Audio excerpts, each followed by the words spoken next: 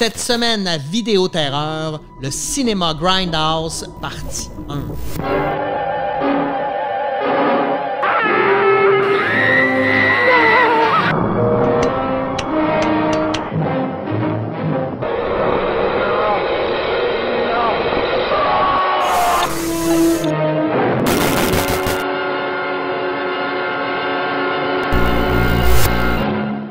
Bonjour, cette semaine à Vidéo Terreur, on va parler de Grindhouse et, je vous avertis, cette émission sera en 2 parties, donc manquez-nous pas non plus la semaine prochaine. Et pour nous éclairer sur qu'est-ce que le Grindhouse et les films qui y sont associés, avec moi Jimmy Franqueur, fan fini de films d'horreur et autres objets ludiques. Bonjour Jimmy, ça va bien? Salut Pierre, oui, ça va bien toi? Oui, ça va. Grindhouse, c'est quoi Grindhouse? Qu'est-ce que ça veut dire? Je pense que tout le monde sait c'est quoi, mais personne n'utilise peut-être le bon terme. Ouais, on pourrait dire ça. En fait, là, ça réfère à 2 choses. On pourrait dire ça une catégorie de films, puis aussi un endroit. Une autre appellation, souvent du Grindhouse, on parlait aussi de films d'exploitation. OK. Donc, qu'est-ce qu'on parle essentiellement lorsqu'on parle de ces films-là? C'est des films souvent qui sont du cinéma indépendant. OK.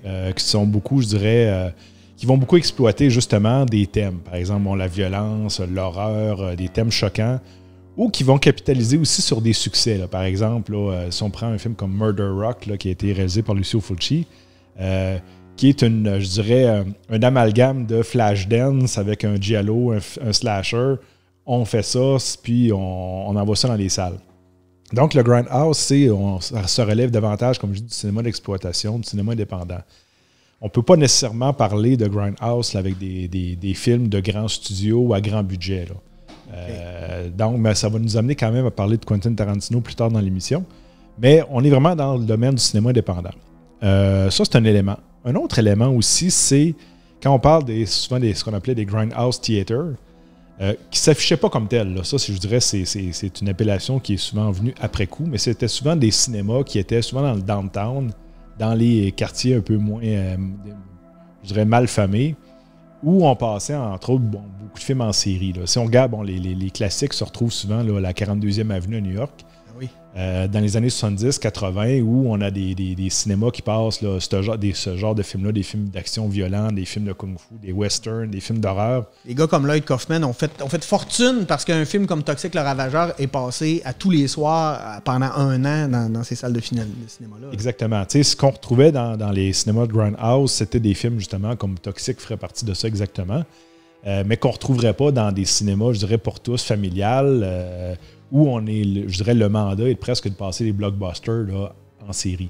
Donc, le Grindhouse, comme je dis, est lié aussi à des salles de cinéma qui passaient ce genre de films-là, puis aussi, en fait, au genre de films qu'on retrouvait dans ces salles-là. On peut faire aussi un parallèle, je dirais, avec les drive-in movies, les films qui passaient dans les cinéparcs. Parce que, je dirais, on est à peu près dans le même créneau, là. Le mandat des cinéparcs, là, dans les années 60-70, n'est pas nécessairement de passer des grands films de répertoire qui font réfléchir. On est dans les films d'action, des films justement là, d'horreur. On fait des programmes doubles, même des fois des programmes triples. Donc, on est à peu près dans le même esprit. Là. Puis on pourrait se poser la question aussi, Grindhouse, ça vient d'où ce terme-là? Il y avait 2 théories. Une des théories que ça venait de grind and bump, ou bump and grind, qui était un style de burlesque. Qui était à l'époque un peu plus osé. On a longtemps pensé que ça venait de ça, mais en fait, ça viendrait de grind policy, qui est une pratique du cinéma où on va, je dirais, viser plutôt la quantité que la qualité. Puis on reconnaît justement là, le genre de cinéma où on passait des programmes doubles ou triples. L'idée, c'était pas d'avoir 3 films de Kubrick d'affilée. C'était d'avoir des films qui aussi allaient aller chercher, je dirais, la quantité. Autre chose aussi, je dirais qu'on n'a pas encore nommé, mais dans le cinéma d'exploitation ou le Grindhouse, je reviens avec l'idée que c'est du cinéma indépendant, donc qui dit indépendant dit moins de budget. Moins de budget, moins de contraintes. Exactement. Ben, c'est exactement ça. En fait, ce qu'on en arrivait avec le Grindhouse ou le cinéma d'exploitation, c'est de se dire, écoute, à partir du moment où je n'ai pas les fonds pour arriver à compétitionner avec un grand studio, je vais peut-être aller où eux autres n'osent pas aller, je vais en montrer plus. Et on est vraiment là-dedans. Là. Le cinéma d'exploitation, en fait, va viser, je dirais, ultimement compétitionner les grands studios sur l'élément, je dirais, justement, où les studios n'osent pas aller. Là. Tu parlais tantôt de Kung Fu, on parlait de Toxic, on a l'impression qu'on parle un peu de n'importe quoi. Qu'est-ce qu'on retrouve dans un Grindhouse? Est-ce qu'on peut... Il y a plusieurs genres, en fait, qui est associé au Grindhouse. Oui, bien effectivement, on revient à l'idée là, que dans ces cinémas-là, on mettait des films, souvent, qu'on n'allait pas retrouver dans les cinémas là, de grande envergure. On a là-dedans les films d'horreur, évidemment, des films d'action, mais plutôt violents. Là. Par exemple, un titre qui me viendra en tête, quelque chose comme Missing in Action avec Chuck Norris. Ouais. On était dans ce genre de film-là, puis il y en a d'autres aussi qu'on parlera tout à l'heure. Des westerns italiens, les spaghetti western spaghetti. On a les films de Kung Fu aussi dans Hong Kong, des films japonais aussi là, d'arts martiaux. Et on est dans ce genre de film-là. Puis en fait, ce qui est intéressant avec les Grindhouse, c'est ce genre de cinéma-là, c'est qu'on pouvait voir aussi du cinéma qui était autre que du cinéma américain. Oui, on pouvait voir beaucoup de films italiens, beaucoup de films européens, du cinéma asiatique, qu'on ne retrouvait pas non plus là, dans les cinémas, appelons ça classiques. Puis c'était quand même pas non plus du cinéma de répertoire. Donc, on est vraiment dans une frange, je dirais, où, appelons ça, le peuple peut se retrouver à écouter des films qui ont le goût de voir puis qui sont sans prétention. Et avec l'idée, ça coûte pas cher, on va en avoir pour notre argent. Oui, puis on voulait dépasser des limites. On est allé dans des zones un peu tordues. C'est là aussi on a vu, je pense, l'arrivée de des trucs plus gore, là, où on voit beaucoup. C'est pas tellement épeurant, c'est écœurant. Mm-hmm. Oui, on est là-dedans aussi. Là. Donc, ce style de cinéma-là, comme je disais, amenait aussi à vouloir compétitionner d'une certaine façon. Parce que en montrer beaucoup, choquer, c'était payant aussi. Oui. Puis eux, pourquoi ils n'étaient pas censurés? On parlait dans notre émission sur la possession des démons qu'il y avait beaucoup de censure. Puis eux, on dirait qu'ils n'ont pas été affectés par la censure. Oui, bien à partir des années 60-70, en fait, là, justement, là, les cinémas indépendants, puis le cinéma indépendant va avoir comme atout, je dirais justement, d'intéresser peu les critiques de cinéma. Les critiques de cinéma ne s'intéressent pas vraiment à ce genre de film-là. Ils n'ont pas nécessairement... Roger Ebert ne va pas nécessairement voir I Spit on Your Grave l'après-midi à la 42e avenue à New York. Donc, les critiques s'y intéressent peu. Les revues spécialisées de cinéma s'y intéressent pas du tout. On en parle peu dans les médias. Pourtant, il y a des grands classiques. Tout à fait. Mais ça jouait d'une certaine façon leur avantage. À partir du moment où on n'en parle pas dans les journaux, ben, ça ne crée pas de scandale. On montrait des choses, encore une fois, qui passaient un peu en dessous du radar. Par contre, si on en parlait, par exemple, je vais parler tout à l'heure de Blood Feast, un film comme Blood Feast, ce qui est intéressant, c'est qu'il y a eu une injonction qui a été tentée là, dans la ville de Dallas pour interdire le visionnement du film. Qu'est-ce qui s'est produit? Ben, c'est devenu un film qui a roulé pendant des mois et des mois dans les cinéparcs. Parce que tout le monde voulait le voir. Exactement. Donc, d'une certaine façon, je dirais, ce type de cinéma-là, si on y passait sous le radar, parfait. Puis s'il y avait, appelons ça, malheur, bonheur d'être opéré, ben, ça créait une réaction forte, ben, c'était d'autant plus payant. Là. Ladies and gentlemen, you are about to witness some scenes from the next attraction to play this theater.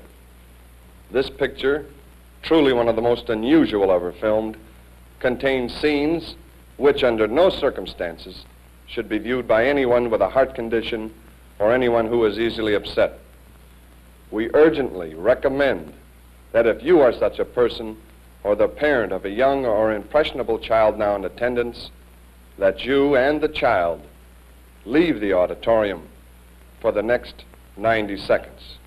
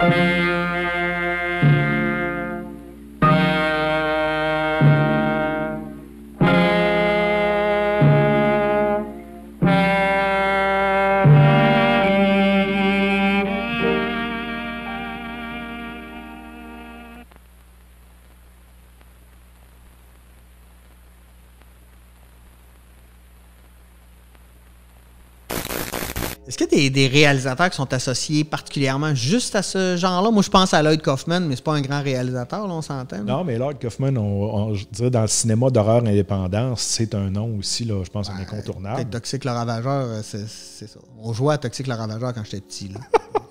Tout que loisir. Ben, on peut parler aussi, justement, je parlais de Blood Feast avec Herschel Gordon Lewis, qui est probablement des pionniers de ce genre de film-là. Parce que, on parle de Grindhouse, on peut faire aussi un parallèle, par exemple, avec les fêtes foraines.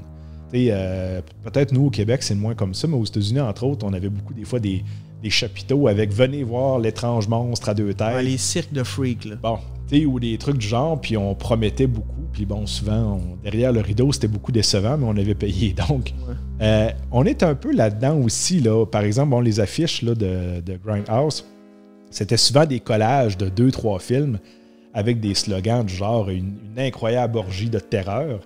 Fait que les gens, ça créait beaucoup d'attentes. Sauf qu'avant 1963, là, avec le film Blood Feast, essentiellement, on en promet beaucoup et on en montre peu. Je pense que le génie d'Herschel Gordon Lewis, ça n'a pas été nécessairement au niveau de la réalisation. C'est un réalisateur, je dirais, sur le plan technique qui est moyen faible. Mais c'est le premier, d'une certaine façon, à dire voici, festin sanglant, voici ce qu'on retrouve, puis vous allez le voir pour vrai. Ça a été vraiment ça, je pense, le côté marquant de sa carrière. Puis en fait, Herschel Gordon Lewis a fait quelques films, là, je dirais, Blood Feast, 2000 Maniac, qui est probablement son meilleur film, à mon avis. Là. Puis après, à partir du moment où Hollywood a commencé à créer aussi, disons, des films un peu plus, appelons ça, osés, il s'est recyclé en marketing. Il a écrit 32 livres sur le marketing, puis il s'est recyclé en publicité. Bon, il est revenu à la fin de sa vie là, faire un film ou deux, là. Mais il a lancé quand même l'idée qu'il y avait de l'argent à faire parce que Blood Feast, en 1963, a coûté 24 000 $. Puis il a rapporté des millions. Encore une fois, l'idée que si vous osez aller plus loin que le concurrent, c'est payant. On est là-dedans. Là. Avec ça, je pense que c'est un réalisateur, je pense qu'il faut mettre de l'avant. Il y a aussi, Russ Meyer, qu'on connaît peut-être moins, là, qui est moins associé, qui n'est pas associé à l'horreur, en fait, mais aux films d'action un peu plus, je dirais, violents, qui a beaucoup influencé, entre autres, par exemple, le film là, Dead Proof de Quentin Tarantino. Okay. La particularité, en fait, là, de Russ Meyer, c'est de faire des films d'action indépendants, mais aussi, je dirais, il est connu aussi pour ses actrices. C'était beaucoup en fait, il y avait beaucoup de personnages principaux qui étaient des femmes dans les films d'action, ce qui était déjà quand même assez rare. L'autre particularité, c'est que c'est toutes des actrices, diront, à la forte poitrine. Donc, on mélangeait, je dirais, aussi action, érotisme, puis des personnages féminins qui étaient des femmes d'action. As-tu des exemples de films qu'il a fait? Entre autres, il y a Faster Pussycat Kill Kill, Ultra Vixen, qui sont deux films. Là, juste les noms. Mais en fait, si vous regardez, mettons, comme je disais, Dead Proof, puis Faster Pussycat Kill Kill, on est dans le même genre. Là, par exemple, ce film-là, les personnages principaux sont des femmes, il y a une cascadeuse à travers ça, puis un peu des femmes d'action. On est là-dedans. Là. Ladies and gentlemen, go for a wild, wild ride with the Watusi cats. But beware, the sweetest kittens have the sharpest claws. For your own safety, see Faster Pussycat. Kill. Wild women, wild wheels. Race the fastest pussycats and they'll beat you to death. Superwoman, belted, buckled, and booted.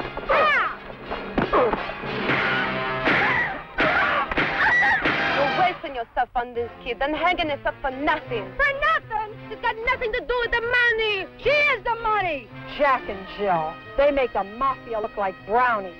Hey, he's a big one, ain't he? Got mustache all the way to his ears. Yeah. 10% of your action be enough for anyone. Too much for one man to handle. And again, you never can tell. You girls a bunch of nudists, or you just short of clothes? Right now, you're first on my list. And I always start at the top. You've only got one channel. And your channel's busy tuning in outside. You really should be AM and FM. So who do I get to take care of? The muscle man? You got two of everything. And some left over. You did want. You wanted big. Breast or thigh, darling? Why don't you take one of each, son? They both look tender. He's got a big motor to feed. But give you heaps it is. My motor never runs out, baby. Sit down, that's You were too rough the last time. All right, here's how it works. Everybody's got to go. You name it, we've got it. Faster Pussycat kills, delivers tons more than the opposition. Unladylike karate chops, ungentlemanly haymakers, spirited gymnastics, corrective table etiquette, sandbox jousting, or a muscle-bound cat wrestling with a roaring sports car that's intent upon squashing him like a grape. Bizarre kidney and chassis-rattling chases, and for the first time on the screen, a hay-making, belly-busting, karate-chopping, judo-flipping fight to end them all. Superwoman against man. The prize, life itself. Slashing, tackling, gouging, hacking, flipping, belting, smashing, and blasting. Muscle to muscle, bone to bone. For an incredible evening's entertainment, a film so totally satisfying, see Russ Meyer's Faster Pussycat. Kill, kill! Ces deux réalisateurs, je dirais qu'on peut mettre aussi là-dedans comme Kaufman. Mais tu sais, il n'y a pas nécessairement de réalisateurs qui se sont campés à faire uniquement ça, à part, je dirais, par une nécessité économique. Là. Si on parle d'horreur en tant que telle, l'horreur va être associée à quoi? À différents aspects, en fait, de notre humanité, parce que ça va dans tous les sens, là. Ça va dans tous les sens. Ben, en fait, il n'y a pas nécessairement un style qui va définir si on parle d'exploitation ou de grindhouse. Tu sais, par exemple, il y a des cinéastes comme, mettons, Wes Craven, La dernière maison sur la gauche. À l'époque où c'est tourné, on est clairement là-dedans. On est dans le cinéma d'exploitation. Ouais. Clairement. Puis, par exemple, à partir du moment où, je dirais, il est passé avec des plus grands studios comme la New Line, quand on est rendu à Freddy, on n'est clairement plus là, dans le grindhouse, dans le film de cinéma d'exploitation. Fait qu'il y a eu beaucoup de réalisateurs qui ont eu, je dirais, une incursion dans le cinéma indépendant pour finalement s'en aller dans... C'était une école à quelque part. Donc, eux, ils apprenaient, ils avaient la chance de réaliser un premier film, de démontrer ce qu'ils étaient capables de faire. Puis, parce que Dernière maison sur la gauche, on voit rien, mais tout est dans la suggestion, mais ça fonctionne. Je veux dire, tu sors de là, tu files pas. Là, Sexploitation, on est plus, là, pour ceux qui ne savent pas, c'est plus des films axés peut-être sur le viol. Il peut y avoir de ça, effectivement, comme ces thèmes-là. Mais ça revient un peu à l'idée de départ, tu sais, qu'on disait, on parlait de thèmes que, appelons ça, le concurrent Hollywood n'osait pas parler. Ouais. Donc, il y avait toujours un peu la dynamique à la fois repoussant mais intriguant. Tu sais, on jouait tout le temps là-dessus. It rests on 13 acres of earth over the very center of hell.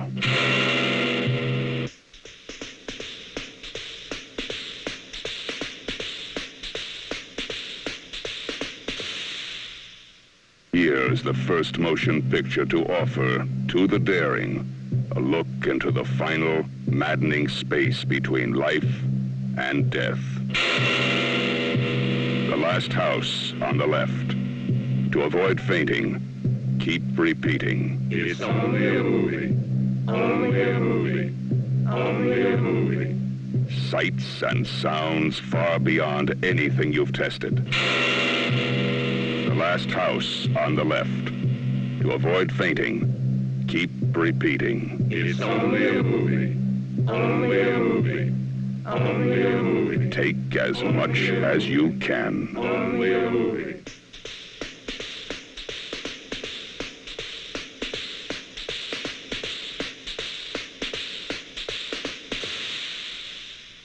On peut parler aussi, mettons, de George Romero, qui a fait du cinéma indépendant, je dirais presque toute sa vie, à quelques exceptions près. Par exemple, Night of the Living Dead, on est là-dedans. Dawn of the Dead aussi.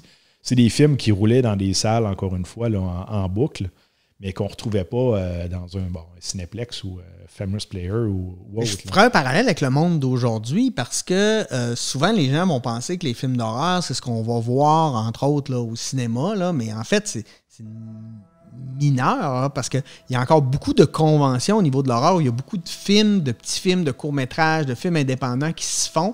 Et c'est là, souvent, où on va aller très loin, en fait, là, sur certaines thématiques. Là. Tout à fait, oui, tu as tout à fait raison. Tu sais, la seule différence maintenant, c'est que je dirais que le canal de transmission est relativement unifié. Par exemple, si vous allez sur Netflix ou Shudder, vous allez avoir à la fois côte à côte du cinéma indépendant puis du cinéma à grand budget. Alors que, je dirais, dans les années 60, 70, même 80, je dirais l'endroit où vous allez écouter votre film va déterminer aussi le type de film que vous allez écouter. Si vous allez dans une salle, comme je dirais, dans le downtown, vous n'allez probablement pas avoir accès aux blockbusters du moment, aux grands films d'horreur à gros budget. Vous allez avoir accès à des films, encore une fois, comme I Spit on Your Grave ou Toxic le Ravageur. Donc, tu sais, il y a une notion maintenant, je dirais, la frontière entre l'endroit et le type de film est peut-être moins flagrante parce qu'encore une fois, avec des types comme Netflix, Shudder et toutes les ben, on est à peu près tous sous le même toit, si on peut dire ça. Est-ce que... parce qu'on en connaît beaucoup de ces films-là, puis tu sais, on voit, là, ils n'ont pas passé, ils n'ont pas gagné de prix, etc. Est-ce que le club vidéo a amené à faire qu'à un moment donné, il fallait produire des films pour mettre ses tablettes, puis on a permis à des gens de distribuer. Au niveau de la distribution, c'était plus facile d'avoir accès à ces films-là. Tu sais, aujourd'hui, tu parles des plateformes numériques, mais quand je pense aux années 80, je disais, tout le monde connaissait Toxic le Ravageur, mais il passait nulle part, même dans aucun cinéma au Québec. Pourquoi? Parce qu'on était capable d'aller le louer au club vidéo. Ça peut-tu avoir un impact? Oui, ben, tout à fait. Puis je dirais, tu touches un peu la même problématique. Tu dis, à partir du moment où on a eu la bonne vieille époque, la cassette vidéo, ben, pour alimenter les clubs, ça prenait des films. Puis pour alimenter, encore une fois, le cinéma américain lui-même n'était pas capable de produire autant de films que la demande. On avait aussi accès à du film européen, du film italien. Puis ces films-là, ou du film indépendant, se ramassaient sur les tablettes ou, encore une fois, comme je disais tantôt, dans des salles de cinéma indépendantes ou dans des cinéparcs. Ouais. Parce qu'encore une fois, par exemple, prenons au cinéparc, si vous aviez le choix de présenter un programme triple pour le même prix qu'un blockbuster, ben souvent, il y a des salles ou des cinéparcs qui faisaient le choix de la quantité. Là. On dit un brand policy. Là. On va parler d'un des sous-genres. Là. Il y a plein de sous-genres. Là. On va commencer par le sexploitation parce qu'on en a parlé, entre autres, avec La Dernière Maison sur la Gauche. Tu as parlé d'I Spit on Your Grave aussi, qui est des films atroces à regarder dans le sens où il ne se passe rien, mais tu files mal parce que on met en scène des viols. Là. C'est pas... J'ai un peu de misère avec ce type-là. Là. Je vais t'avouer, moi aussi. En fait, je l'avais presque occulté là, de l'émission. En fait, oui, tu sais, on a eu, je dirais, une tendance pendant un certain temps, là, encore une fois, là, probablement par souci de choquer puis en même temps de créer une curiosité. Il y en a eu plusieurs. Là, La Dernière Maison sur la Gauche, j'en ai un exemple. Lui qui est connu surtout parce que c'était le premier film de Wes Craven qui nous a donné Freddy. Là. Ce courant-là fait partie exactement. Puis, je dirais, va amener aussi une certaine époque, là, à partir des années 70, à avoir je dirais, l'avenue même du cinéma pornographique. Oui, la limite, elle est mince. Là. Tout à fait. Fait que ça, c'est un courant, effectivement, qu'on avait, que les salles, encore une fois, vont choisir d'exploiter ou pas.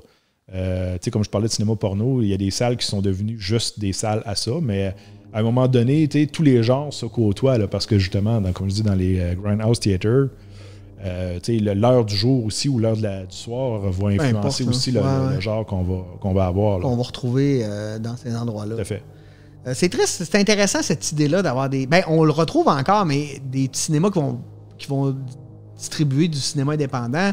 Maintenant, on va plus voir des films d'auteur ou du cinéma.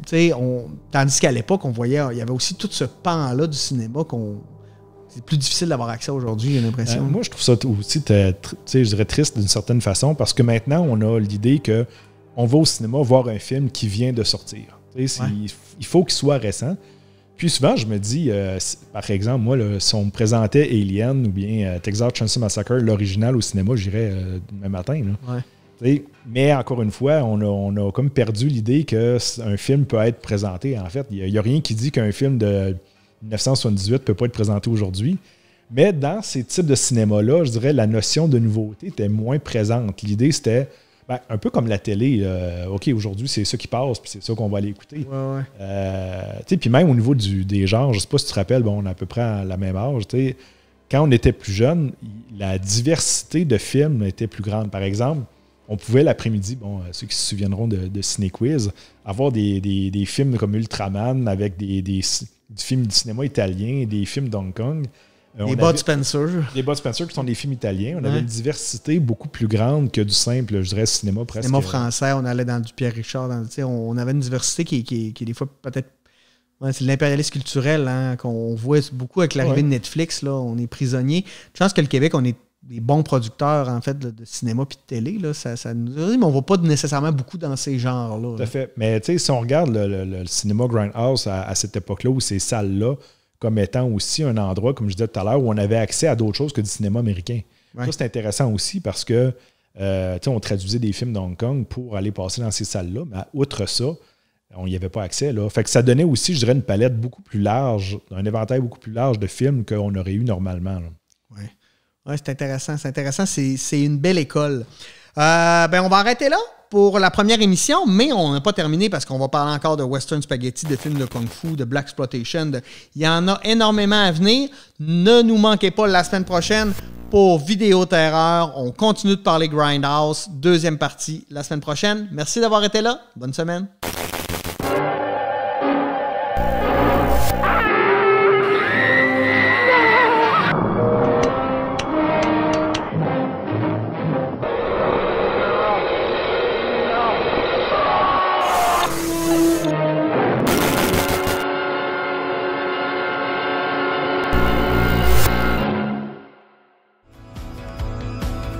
L'apparition des télévisions communautaires autonomes coïncide avec l'implantation des câbles distributeurs au Québec.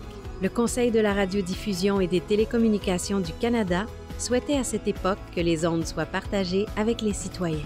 C'est donc par obligation et par la réglementation de cette instance qu'ont vu le jour les canaux communautaires. Elles ont su s'adapter à l'ère du temps pour proposer du contenu touchant à toutes les clientèles. Les TCA ont pour mission d'encourager la participation des différents milieux auprès des médias locaux et de représenter les membres qui composent sa communauté. L'accessibilité à un contenu télévisuel qui les concerne directement reste encore à ce jour l'élément le plus important pour les citoyens de la province. Nous pouvons dire sans hésitation que les canaux communautaires sont des médias de proximité.